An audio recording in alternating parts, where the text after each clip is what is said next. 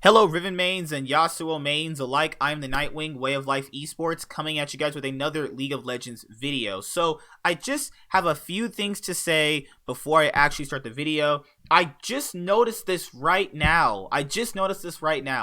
I actually thought this video came out perfectly, but it didn't. So basically what happens is that I titled the video Ryuma joins 100 Thieves and Karsa leaves RNG, and then I did my reaction. And then when I was editing, I actually, did put the video together, but the editor didn't register that. And then it told me the project was done, which means the video's done, and then it didn't come out that way. I actually did talk about Ryuma joining 100 Thieves and Karsa leaving RNG. I actually did talk about that, but it was an editing mistake. I don't know what happened. It told me that everything was good, and then luckily, people did not flame me out of existence. I mean, he is right. What is your name? Hyuan Lun Lu? Yes, sorry. That technically is considered clickbait. He said, Hyperion, are you high? What the heck? Okay, whatever. But yes, I'm sorry about that. I'm 100% sorry. I've been dealing with a lot of personal problems in my life, and then that all got, sorted out. I was working a lot. I'm sorry. That will not happen again. I am not about doing that. You guys know that. Every single news article and news about League of Legends I've ever given you has been in the title, and that is not what I want to do. That was a complete accident. Things happen. I know randomly sometimes there will be like editing mistakes, but I just wanted to say sorry about that. But what I can do to make it up to you guys is that I'm going to be giving you guys another video today. I know it's Thanksgiving, but I got off early and I can give you guys some content. But I just wanted to say I'm humbly sorry about that, but I will talk about that right now, actually. I'll make it up to you guys. So, Ryuma joining 100 Thieves is... I don't really know what to say, honestly. I've actually given my thoughts and opinions about that in the part of the video that wasn't even in this video. And I just wanted to say, before I start talking about all of my League of Legends articles right here, is that I want to say thank you all for not, flaming me, because I actually thought I did the right thing. But let's talk about every single thing and then talk about the news right here. So, Ryuma joining 100 Thieves is interesting because that means they're going to have Someday, Meteos, Cody Sun, Stunt, and Ryuma. I think that Ryuma coming in is going to add a new layer of LCS mid laner that we haven't got yet. Having watched him from Oceania and having watched him win a split in Oceania doesn't really translate so well if you count like FBI's success in Oceania, which he really didn't have any.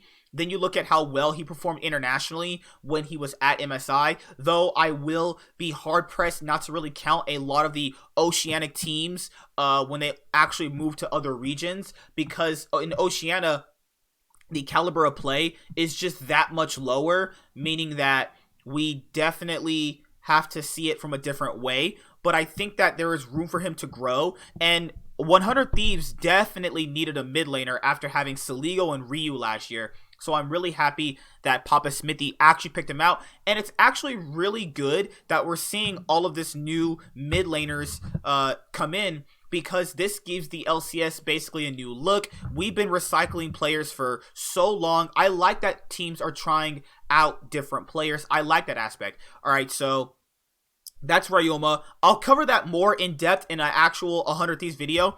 What I plan on doing is that I actually plan on doing a video about each of the LCS teams. The second one I'll be doing is on Team Liquid. I already did a TSM video.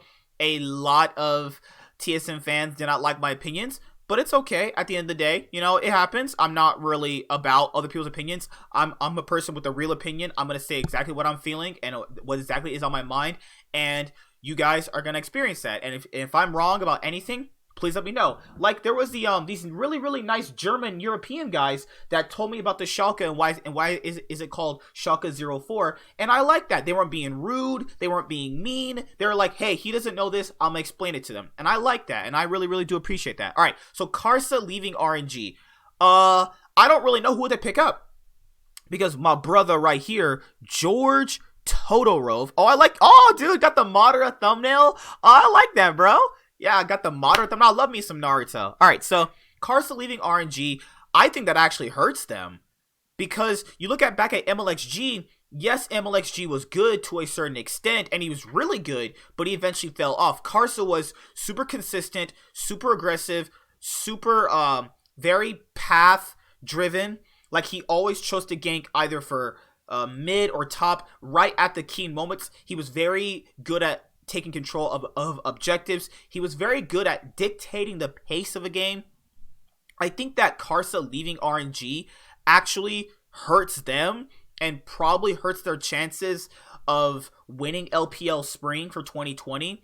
I think that Karsa added a new layer to RNG that just wasn't there. And if RNG ever want to win Worlds for Uzi, they're going to have to let go of Xiaohu, man. I think Xiaohu is the reason why they don't win. But that's a topic for a whole nother video. But Karsa leaving actually is going to be a considerable big problem for them. I think that he covered up a lot of that team's weaknesses. I think that he overall was very good for their team in terms of what the laners needed. You know, Xiaohu needed mid priority.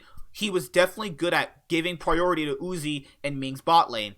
And he knew that Lang X was good enough, or let me, at that current point in time, of whatever rotating layers of top laners was actually up there. He proved that he could actually, you know, take on different levels of top laners and actually mold them to his level of play, which I thought was actually really good. So Karsa leaving RNG, I think that Karsa leaving RNG is actually pretty interesting to the point where if he goes to IG, because in my next article, you guys know that Jackeylove signs with Suning Gaming. Yeah, that's going to be something that IG is going to need. They're going to need a superstar like Karsa because that will cover up Jackeylove leaving. So those are my thoughts and opinions on Ryuma joining 100 Thieves and Karsa leaving RNG. I am 100% so sorry the video came out wrongly edited. It was literally here. You can tell. You can look at my tabs right there. I talked about Karsa, but it didn't register in the video editor. I'm super sorry. 100% will not happen again.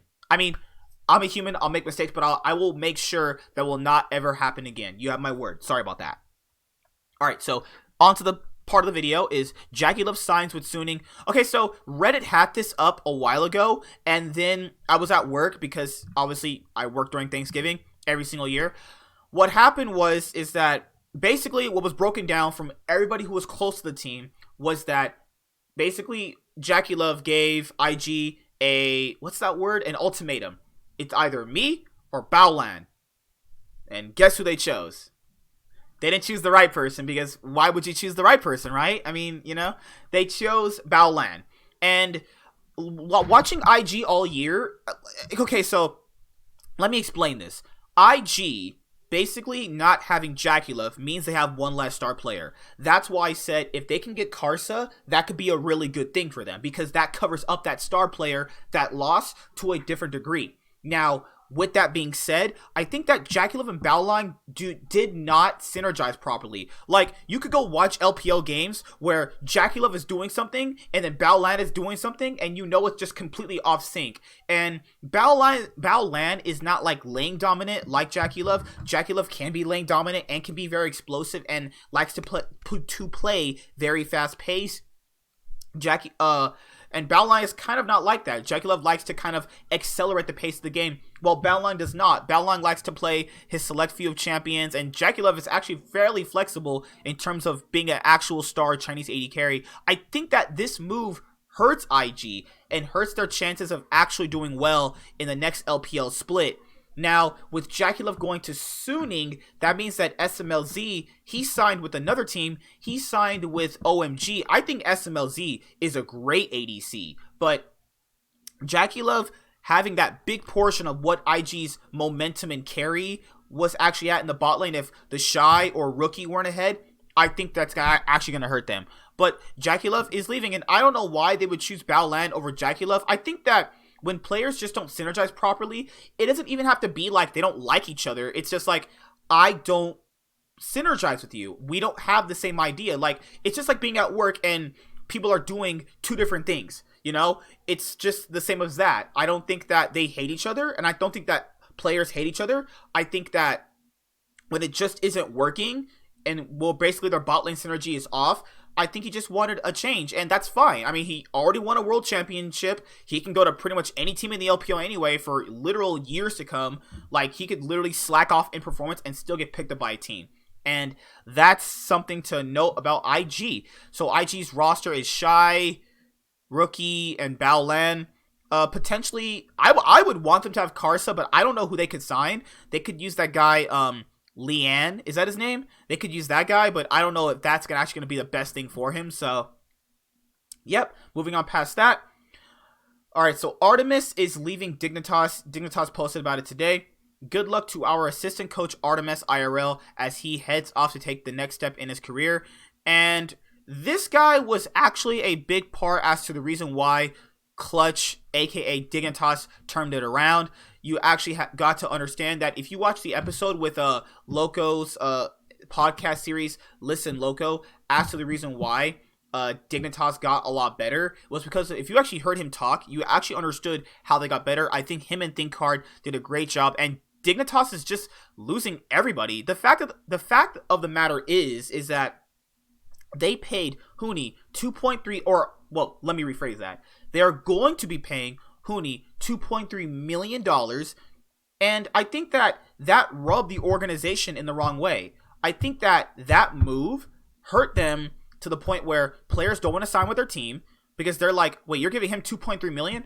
All right, I'm out. It's just out, like, even though I think Huni deserves that to a certain extent, you guys can understand how people are, right? People are just very envious, very jealous. Now, I'm not saying he's that. I'm saying that people seeing that bridges the org into a different light. Whether it's good or bad, a lot of people don't see it that way. That's all I'm saying. Alright, so a bit of League of Legends news is that Dignitas actually do sign an AD carry, and it's not sneaky. They're signing Johnson, TSM's, like, youth roster. Dignitas has finally revealed the next player to join the team's starting League of Legends lineup.